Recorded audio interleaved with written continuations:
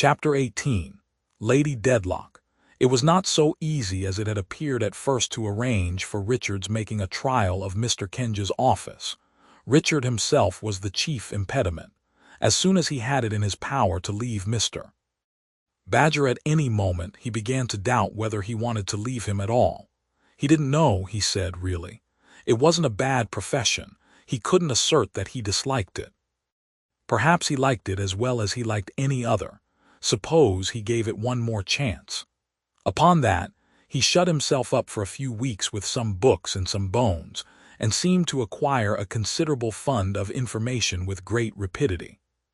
His fervor, after lasting about a month, began to cool, and when it was quite cooled, began to grow warm again.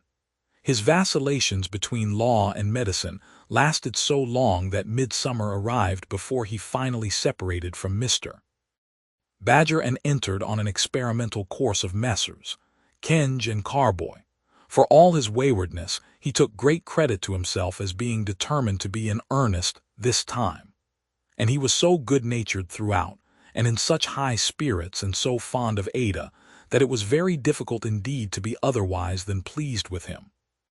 As to Mr. Jarndyce, who, I may mention, found the wind much given during this period to stick in the east, as to Mr. Jarndyce, Richard would say to me, he is the finest fellow in the world, Esther.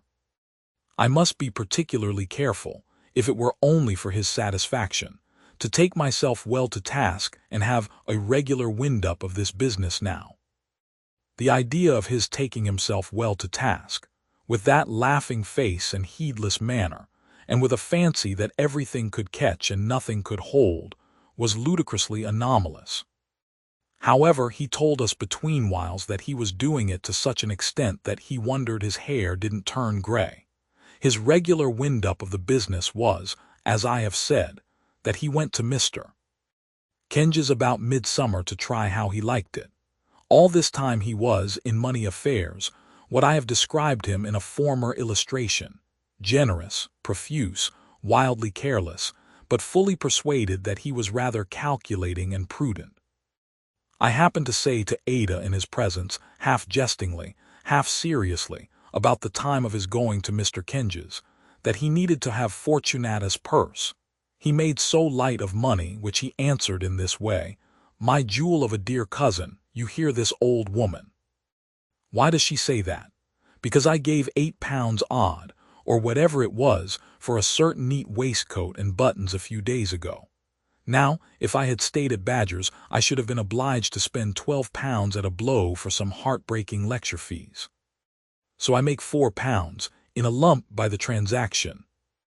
It was a question much discussed between him and my guardian what arrangements should be made for his living in London while he experimented on the law, for we had long since gone back to Bleak House, and it was too far off to admit of his coming there oftener than once a week.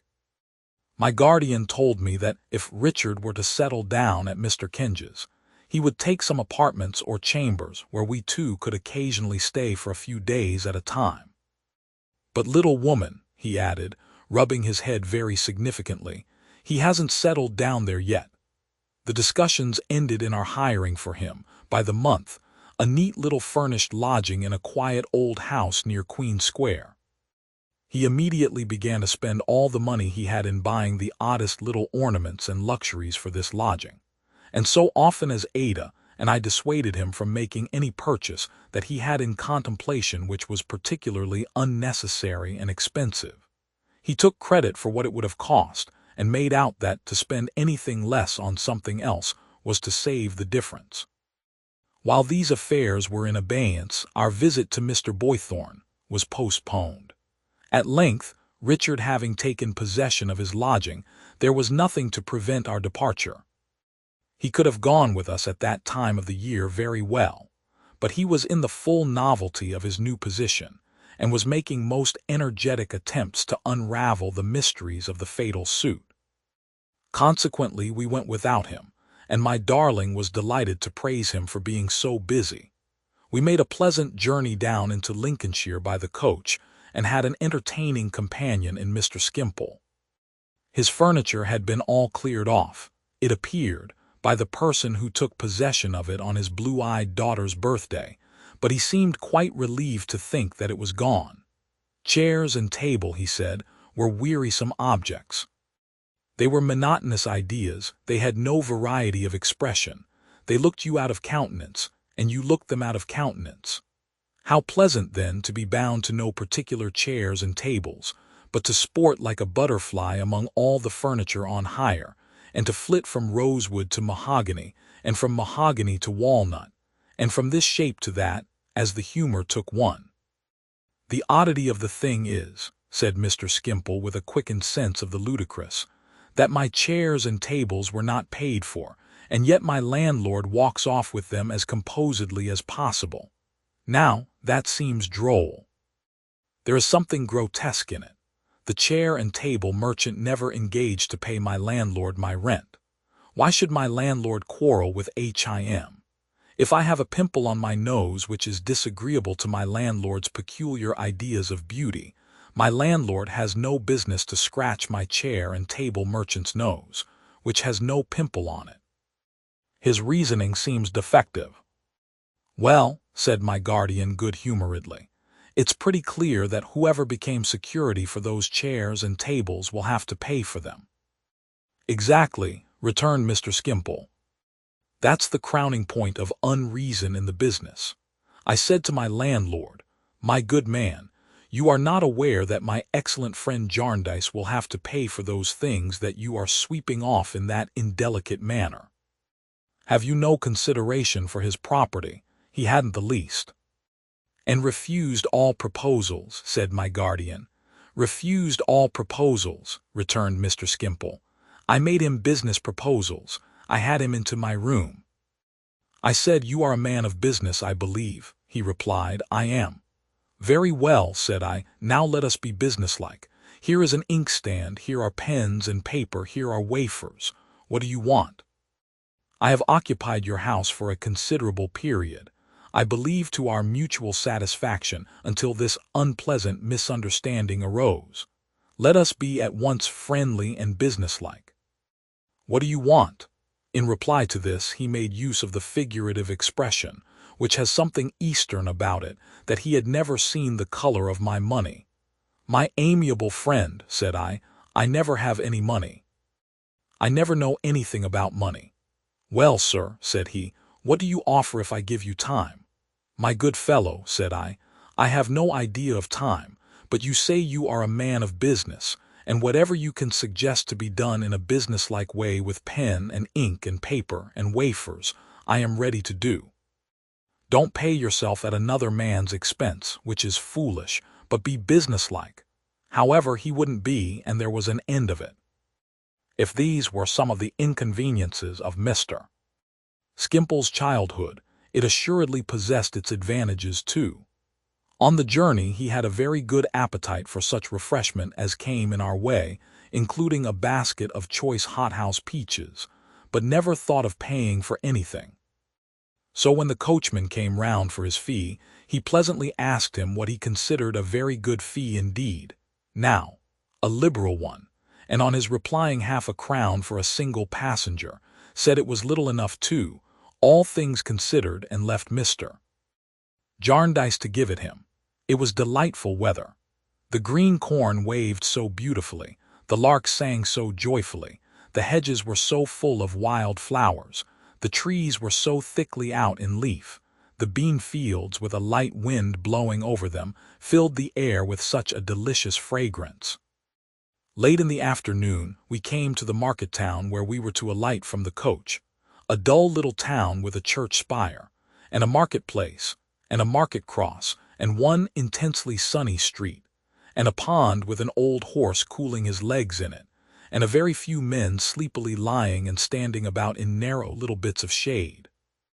After the rustling of the leaves and the waving of the corn all along the road, it looked as still, as hot, as motionless a little town as England could produce.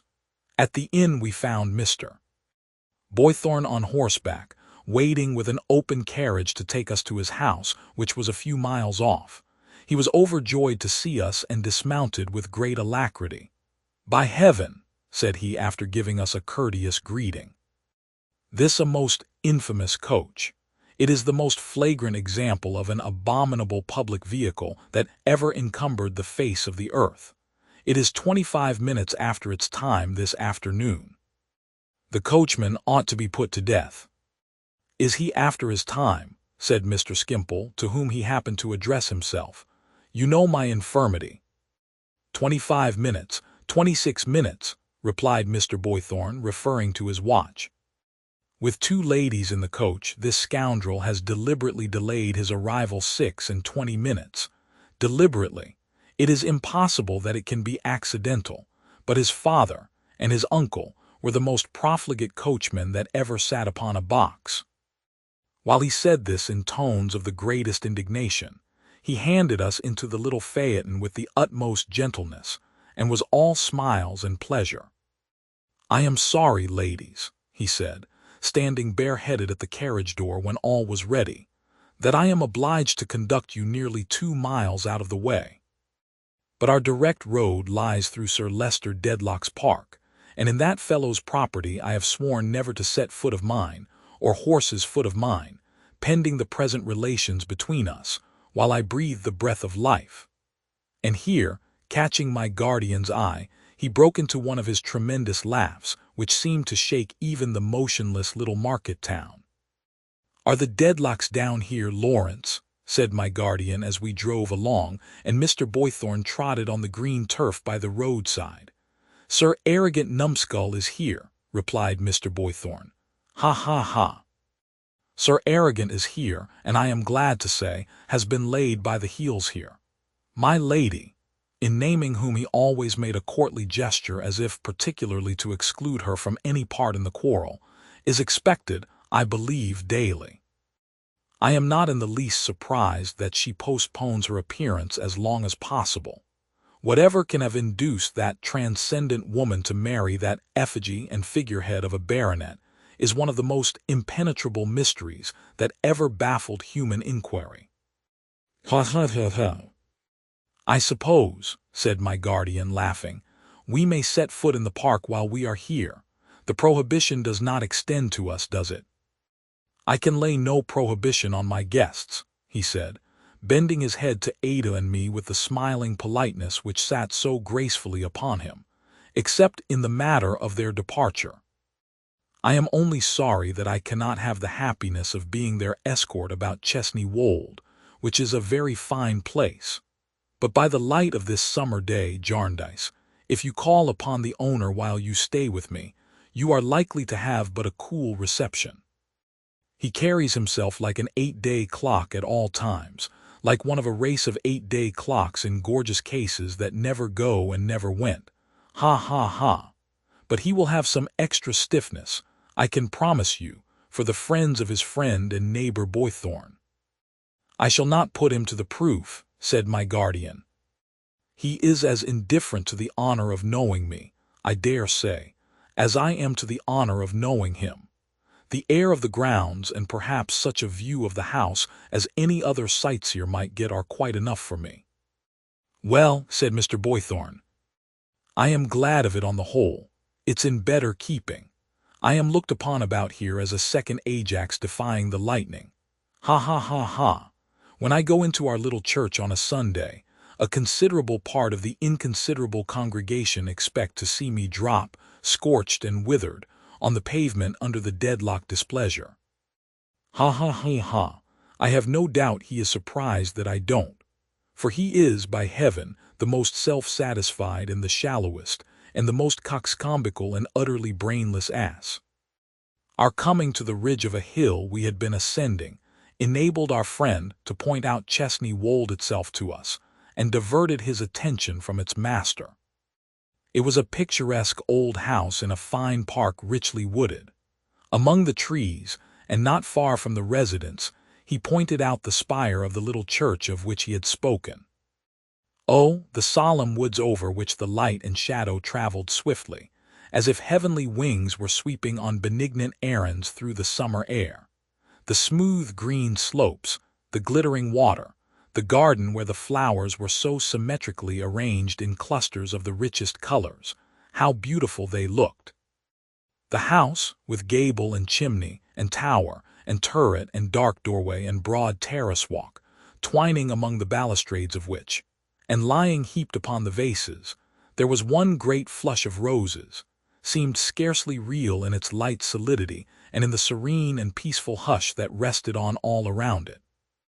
To Ada and to me, that above all appeared the pervading influence. On everything, house, garden, terrace, green slopes, water, old oaks, fern, moss, woods again, and far away across the openings in the prospect to the distance lying wide before us with a purple bloom upon it, there seemed to be such undisturbed repose. When we came into the little village and passed a small inn with the sign of the Dedlock Arms swinging over the road in front, Mr. Boythorn interchanged greetings with a young gentleman sitting on a bench outside the inn door who had some fishing tackle lying beside him. "That's the housekeeper's grandson, Mr. Rouncewell by name," said he, "and he is in love with a pretty girl up at the house. Lady Dedlock has taken a fancy to the pretty girl and is going to keep her about her own fair person, an honor which my young friend himself does not at all appreciate. However, he can't marry just yet, even if his Rosebud were willing, so he is fain to make the best of it. In the meanwhile, he comes here pretty often for a day or two at a time to fish." "Ha ha ha ha. Are he and the pretty girl engaged, Mr. Boythorn?" asked Ada. "Why, my dear Miss Clare," he returned, "I think they may perhaps understand each other. But you will see them soon, I dare say, and I must learn from you on such a point, not you from me." Ada blushed, and Mr. Boythorn, trotting forward on his comely gray horse, dismounted at his own door and stood ready with extended arm and uncovered head to welcome us when we arrived. He lived in a pretty house, formerly the parsonage house, with a lawn in front, a bright flower garden at the side, and a well-stocked orchard and kitchen garden in the rear, enclosed with a venerable wall that had of itself a ripened, ruddy look. But indeed, everything about the place wore an aspect of maturity and abundance. The old lime-tree walk was like green cloisters, the very shadows of the cherry trees and apple trees were heavy with fruit, the gooseberry bushes were so laden that their branches arched and rested on the earth, the strawberries and raspberries grew in like profusion, and the peaches basked by the hundred on the wall. Tumbled about among the spread nets, and the glass frames sparkling and winking in the sun, there were such heaps of drooping pods, and marrows and cucumbers, that every foot of ground appeared a vegetable treasury, while the smell of sweet herbs and all kinds of wholesome growth, to say nothing of the neighboring meadows where the hay was carrying, made the whole air a great nosegay.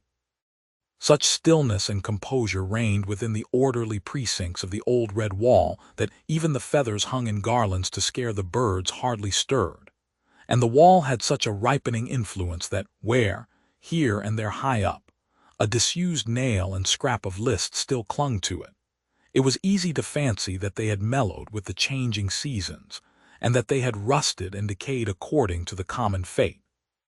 The house, though a little disorderly in comparison with the garden, was a real old house with settles in the chimney of the brick-floored kitchen and great beams across the ceilings. On one side of it was the terrible piece of ground in dispute, where Mr. Boythorn maintained a sentry in a smock-frock day and night, whose duty was supposed to be, in cases of aggression, immediately to ring a large bell hung up there for the purpose, to unchain a great bulldog established in a kennel as his ally, and generally to deal destruction on the enemy. Not content with these precautions, Mr. Boythorn had himself composed and posted there, on painted boards to which his name was attached in large letters, the following solemn warnings: "Beware of the bulldog. He is most ferocious. Lawrence Boythorn. The blunderbuss is loaded with slugs. Lawrence Boythorn. Man-traps and spring guns are set here at all times of the day and night. Lawrence Boythorn. Take notice that any person or persons audaciously presuming to trespass on this property will be punished with the utmost severity of private chastisement, and prosecuted with the utmost rigor of the law. Lawrence Boythorn. These he showed us from the drawing-room window, while his bird was hopping about his head, and he laughed, ha ha ha ha, ha ha ha ha, to that extent as he pointed them out that I really thought he would have hurt himself. "But this is taking a good deal of trouble," said Mr. Skimpole in his light way, "when you are not in earnest after all." "Not in earnest," returned Mr. Boythorn with unspeakable warmth, "not in earnest. If I could have hoped to train him, I would have bought a lion instead of that dog, and would have turned him loose upon the first intolerable robber who should dare to make an encroachment on my rights. Let Sir Leicester Dedlock consent to come out and decide this question by single combat, and I will meet him with any weapon known to mankind in any age or country. I am that much in earnest. Not more." We arrived at his house on a Saturday. On the Sunday morning we all set forth to walk to the little church in the park. Entering the park, almost immediately by the disputed ground, we pursued a pleasant footpath winding among the verdant turf and the beautiful trees until it brought us to the church porch. The congregation was extremely small and quite a rustic one, with the exception of a large muster of servants from the house, some of whom were already in their seats, while others were yet dropping in. There were some stately footmen, and there was a perfect picture of an old coachman, who looked as if he were the official representative of all the pomps and vanities that had ever been put into his coach. There was a very pretty show of young women, and above them the handsome old face and fine, responsible, portly figure of the housekeeper towered preeminent. The pretty girl of whom Mr. Boythorn had told us was close by her. She was so very pretty that I might have known her by her beauty even if I had not seen how blushingly conscious she was of the eyes of the young fisherman, whom I discovered not far off. One face, and not an agreeable one though it was handsome, seemed maliciously watchful of this pretty girl, and indeed of everyone and everything there. It was a Frenchwoman.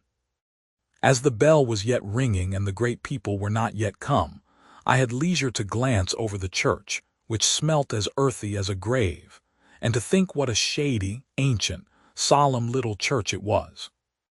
The windows, heavily shaded by trees, admitted a subdued light that made the faces around me pale, and darkened the old brasses in the pavement and the time and damp-worn monuments, and rendered the sunshine in the little porch, where a monotonous ringer was working at the bell, inestimably bright.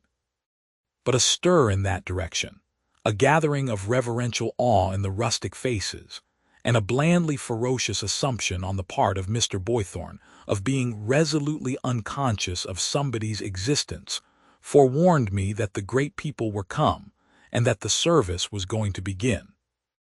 "Enter not into judgment with thy servant, O Lord, for in thy sight." Shall I ever forget the rapid beating at my heart, occasioned by the look I met as I stood up? Shall I ever forget the manner in which those handsome proud eyes seemed to spring out of their languor and to hold mine? It was only a moment before I cast mine down, released again, if I may say so, on my book. But I knew the beautiful face quite well in that short space of time, and very strangely there was something quickened within me, associated with the lonely days at my godmother. Yes, away even to the days when I had stood on tiptoe to dress myself at my little glass after dressing my doll. And this, although I had never seen this lady's face before in all my life, I was quite sure of it, absolutely certain. It was easy to know that the ceremonious, gouty, gray-haired gentleman, the only other occupant of the great pew, was Sir Leicester Dedlock, and that the lady was Lady Dedlock. But why her face should be, in a confused way, like a broken glass to me, in which I saw scraps of old remembrances, and why I should be so fluttered and troubled, for I was still, by having casually met her eyes, I could not think. I felt it to be an unmeaning weakness in me, and tried to overcome it by attending to the words I heard. Then, very strangely, I seemed to hear them, not in the reader's voice, but in the well-remembered voice of my godmother. This made me think, did Lady Dedlock's face accidentally resemble my godmother? It might be that it did, a little, but the expression was so different, and the stern decision which had worn into my godmother's face, like weather into rocks, was so completely wanting in the face before me that it could not be that resemblance which had struck me. Neither did I know the loftiness and haughtiness of Lady Dedlock's face, at all, in anyone. And yet little Esther Summerson, the child who lived a life apart and on whose birthday there was no rejoicing, seemed to arise before my own eyes, evoked out of the past by some power in this fashionable lady, whom I not only entertained no fancy that I had ever seen, but whom I perfectly well knew I had never seen until that hour. It made me tremble so to be thrown into this unaccountable agitation that I was conscious of being distressed even by the observation of the French maid, though I knew she had been looking watchfully here, and there, and everywhere, from the moment of her coming into the church. By degrees, though very slowly, I at last overcame my strange emotion. After a long time, I looked towards Lady Dedlock again. It was while they were preparing to sing, before the sermon. She took no heed of me, and the beating at my heart was gone. Neither did it revive for more than a few moments when she once or twice afterwards glanced at Ada or at me through her glass. The service being concluded, Sir Leicester gave his arm with much taste and gallantry to Lady Dedlock, though he was obliged to walk by the help of a thick stick, and escorted her out of church to the pony carriage in which they had come. The servants then dispersed, and so did the congregation, whom Sir Leicester had contemplated all along. Mr. Skimpole said to Mr. Boythorn's infinite delight, as if he were a considerable landed proprietor in heaven. "He believes he is," said Mr. Boythorn. "He firmly believes it. So did his father and his grandfather and his great-grandfather." "Do you know," pursued Mr. Skimpole very unexpectedly to Mr. Boythorn, "it's agreeable to me to see a man of that sort." "Is it?" said Mr. Boythorn. "Say that he wants to patronize me," pursued Mr. Skimpole. "Very well, I don't object." "I do," said Mr. Boythorn with great vigor. "Do you really?" returned Mr. Skimpole in his easy light vein. "But that's taking trouble, surely. And why should you take trouble? Here am I, content to receive things childishly as they fall out, and I never take trouble. I come down here, for instance, and I find a mighty potentate exacting homage. Very well, I say, mighty potentate, here is my homage. It's easier to give it than to withhold it. Here it is. If you have anything of an agreeable nature to show me, I shall be happy to see it. If you have anything of an agreeable nature to give me, I shall be happy to accept it." Mighty potentate replies in effect, "This is a sensible fellow. I find him accord with my digestion and my bilious system. He doesn't impose upon me the necessity of rolling myself up like a hedgehog with my points outward. I expand, I open, I turn my silver lining outward like Milton's cloud, and it's more agreeable to both of us. That's my view of such things, speaking as a child." "But suppose you went down somewhere else tomorrow," said Mr. Boythorn, "where there was the opposite of that fellow, or of this fellow, how then?" "How then?" said Mr. Skimpole with an appearance of the utmost simplicity and candor. "Just the same then.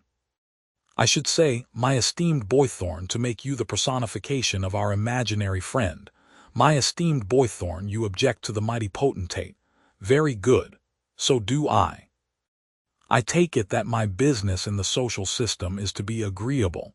I take it that everybody's business in the social system is to be agreeable. It's a system of harmony, in short. Therefore, if you object, I object. Now, excellent Boythorn, let us go to dinner." "But excellent Boythorn might say," returned our host, swelling and growing very red, "I'll be—" "I understand," said Mr. Skimpole. Very likely he would. "If I will go to dinner," cried Mr. Boythorn in a violent burst and stopping to strike his stick upon the ground. "And he would probably add, is there such a thing as principle, Mr. Harold Skimpole?" To which Harold Skimpole would reply, "You know," he returned in his gayest manner, and with his most ingenuous smile, "Upon my life I have not the least idea. I don't know what it is you call by that name, or where it is, or who possesses it. If you possess it and find it comfortable, I am quite delighted and congratulate you heartily. But I know nothing about it, I assure you. For I am a mere child, and I lay no claim to it, and I don't want it. So, you see, excellent Boythorn and I would go to dinner after all." This was one of many little dialogues between them which I always expected to end, and which I dare say would have ended under other circumstances, in some violent explosion on the part of our host. But he had so high a sense of his hospitable and responsible position as our entertainer, and my guardian laughed so sincerely at and with Mr. Skimpole, as a child who blew bubbles and broke them all day long, that matters never went beyond this point. Mr. Skimpole, who always seemed quite unconscious of having been on delicate ground, then betook himself to beginning some sketch in the park which he never finished, or to playing fragments of airs on the piano, or to singing scraps of songs, or to lying down on his back under a tree and looking at the sky, which he couldn't help thinking, he said, was what he was meant for. It suited him so exactly. "Enterprise and effort," he would say to us on his back, "are delightful to me. I believe I am truly cosmopolitan. I have the deepest sympathy with them. I lie in a shady place like this and think of adventurous spirits going to the North Pole or penetrating to the heart of the torrid zone with admiration. Mercenary creatures ask, what is the use of a man going to the North Pole? What good does it do? I can't say, but for anything I can say, he may go for the purpose, though he don't know it, of employing my thoughts as I lie here. Take an extreme case.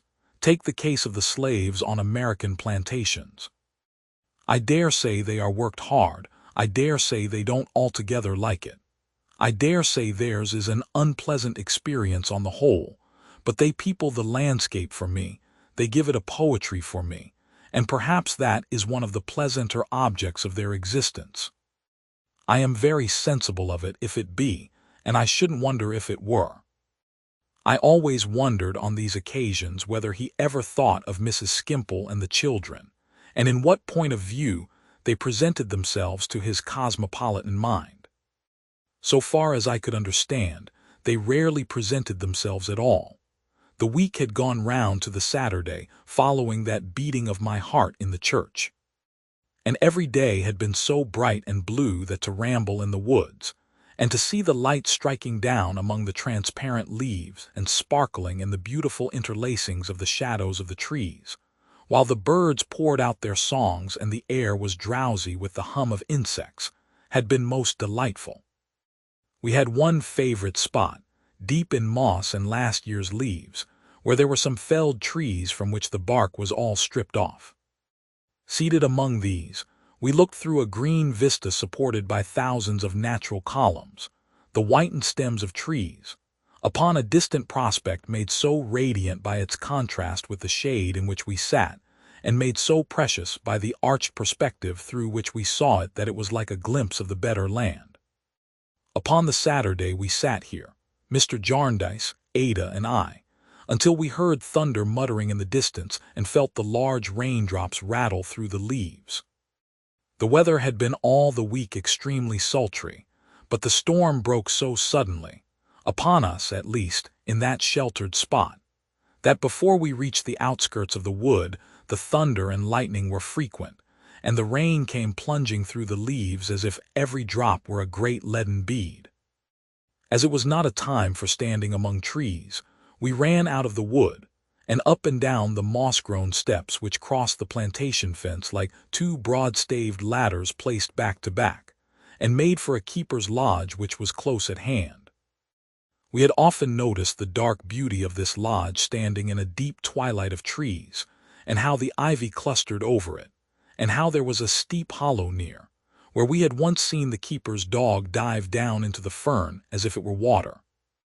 The lodge was so dark within, now the sky was overcast, that we only clearly saw the man who came to the door when we took shelter there and put 2 chairs for Ada and me. The lattice windows were all thrown open, and we sat just within the doorway watching the storm. It was grand to see how the wind awoke and bent the trees, and drove the rain before it like a cloud of smoke. And to hear the solemn thunder, and to see the lightning, and while thinking with awe of the tremendous powers by which our little lives are encompassed, to consider how beneficent they are, and how upon the smallest flower and leaf there was already a freshness poured from all this seeming rage which seemed to make creation new again. Is it not dangerous to sit in so exposed a place? "Oh no, Esther dear," said Ada quietly. Ada said it to me, but I had not spoken. The beating of my heart came back again. I had never heard the voice, as I had never seen the face, but it affected me in the same strange way. Again, in a moment, there arose before my mind innumerable pictures of myself. Lady Dedlock had taken shelter in the lodge before our arrival there, and had come out of the gloom within. She stood behind my chair with her hand upon it. I saw her with her hand close to my shoulder when I turned my head. "I have frightened you," she said. "No, it was not fright. Why should I be frightened?" "I believe," said Lady Dedlock to my guardian, "I have the pleasure of speaking to Mr. Jarndyce." "Your remembrance does me more honor than I had supposed it would, Lady Dedlock," he returned. "I recognized you in church on Sunday. I am sorry that any local disputes of Sir Leicester's, they are not of his seeking, however, I believe, should render it a matter of some absurd difficulty to show you any attention here." "I am aware of the circumstances," returned my guardian with a smile, "and am sufficiently obliged." She had given him her hand in an indifferent way that seemed habitual to her, and spoke in a correspondingly indifferent manner, though in a very pleasant voice. She was as graceful as she was beautiful, perfectly self-possessed, and had the air, I thought, of being able to attract and interest anyone if she had thought it worth her while. The keeper had brought her a chair on which she sat in the middle of the porch between us. "Is the young gentleman disposed of whom you wrote to Sir Leicester about, and whose wishes Sir Leicester was sorry not to have it in his power to advance in any way?" she said over her shoulder to my guardian. "I hope so," said he. She seemed to respect him and even to wish to conciliate him. There was something very winning in her haughty manner, and it became more familiar. I was going to say more easy, but that could hardly be, as she spoke to him over her shoulder. "I presume this is your other ward, Miss Clare." He presented Ada in form. "You will lose the disinterested part of your Don Quixote character," said Lady Dedlock to Mr. Jarndyce over her shoulder again, "if you only redress the wrongs of beauty like this. But present me," and she turned full upon me, "to this young lady too." "Miss Summerson really is my ward," said Mr. Jarndyce. "I am responsible to no Lord Chancellor in her case." "Has Miss Summerson lost both her parents?" said my lady. "Yes." "She is very fortunate in her guardian." Lady Dedlock looked at me, and I looked at her and said I was indeed. All at once she turned from me with a hasty air, almost expressive of displeasure or dislike, and spoke to him over her shoulder again. "Ages have passed since we were in the habit of meeting, Mr. Jarndyce." "A long time. At least I thought it was a long time until I saw you last Sunday," he returned. "What? Even you are a courtier, or think it necessary to become one to me," she said with some disdain. "I have achieved that reputation, I suppose."